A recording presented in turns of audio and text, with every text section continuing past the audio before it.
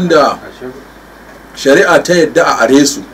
akwai kuma abubuwan da shari'a ba ta yadda a bada aransu ba. Misali, ba za ka ba mutum aro kofi ya sha giya ko ka ba shi aron wani abu da zai ci ko ya sha ba wanda za a yi laifi, ko kuma ka ara mutum gidanka zo a yi disko ko ya kaɗe-kaɗe da raye-raye a yi fitsara, kaga wannan ba ka ba da aron gidanka a yi wannan ba. Haka ba za ka ba mutum aron abin da zai ji kiɗa da rawa ba, ko ka ba shi aron gida ya saka karuwai, ko kuma ka ba shi aron ƙur'ani ga kafiri, ko kuma wajen da ake sai da abubuwa da suka haramta mutum ya karɓi aro, kamar yadda ba za ka ba shi haya ba, ba za kuma ka ba shi kyauta in zai yi laifi ba. To haka nan ba za ka ara masa ko ka ara mutum makami, mutum ya ce ba ni aron adda zan je in sari wani, ko ba ni aron takobi, ko ba ni aron bindiga zan harba wani. Duk abin da za a yi laifi da shi to ba za ka ba da aransa ba, tunda Allah ya ce wala ta'awanu alal ithmi wal udwan, kada ku yi taimakekeniya akan duk abin da ya zama laifi ne ko kuma ya zama akwai abin nan a ciki. Sannan kuma idan mutum ya ari kayan mutane,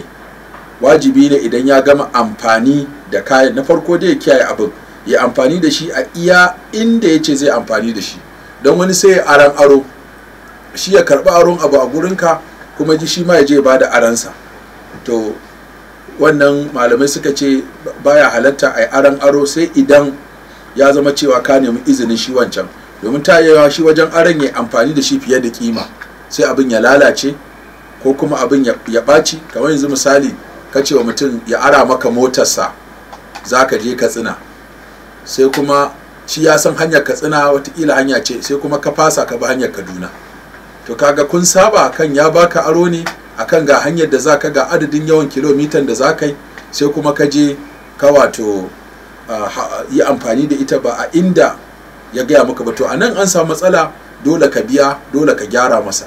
don watakila hanyar da kace masa zaka bi shi a gurinsa ya san hanya ce mai kyau,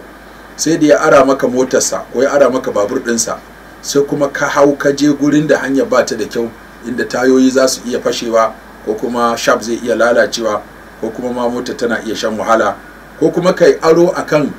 mutum ya ara maka mota za ka ɗauki kaya, ka faɗi kayan kaɗan, sai kuma ka je ka sa kaya da yawa a cikin kayan aron nan, sai ya zama kuma abin ya lalace. To duk wannan kayi sakaci ko kayi ganganci ko kayi abin da bai kamata ba.